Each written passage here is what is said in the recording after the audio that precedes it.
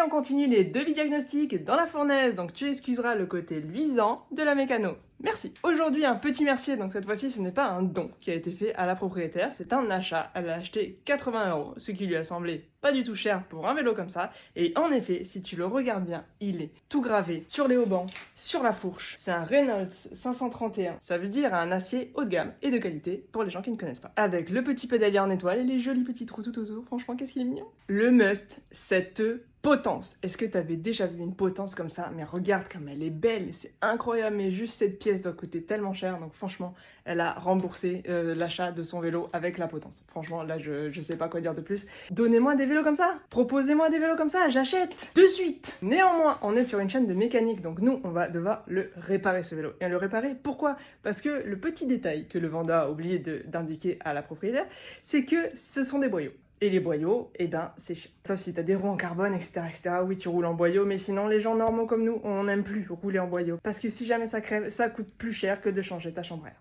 Voilà. Donc là, l'état des boyaux est pas bon.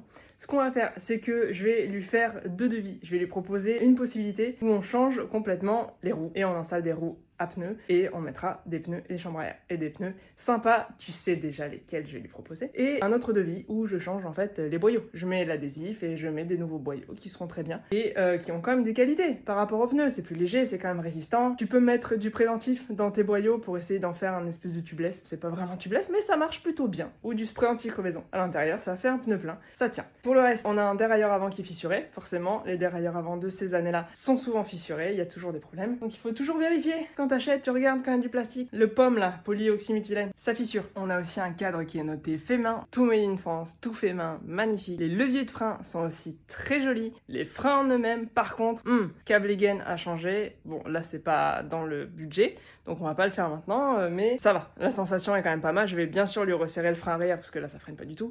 Mais quand t'as des câbles et gaines à ce stade-là d'usure, change-les. S'il te plaît. Non, je vais pas travailler avec mon maillot parce que j'ai pas envie de le salir. Mais si tu as envie d'avoir un beau maillot comme ça, évidemment, tu m'envoies un DM et je t'envoie le lien vers le maillot. Il est génial, il est tout floqué, il est super agréable à porter, les couleurs sont jolies. Voilà, je fais ma pub, oui, et pour demain, tu auras la restauration de ce vélo. Et abonne-toi. Ciao!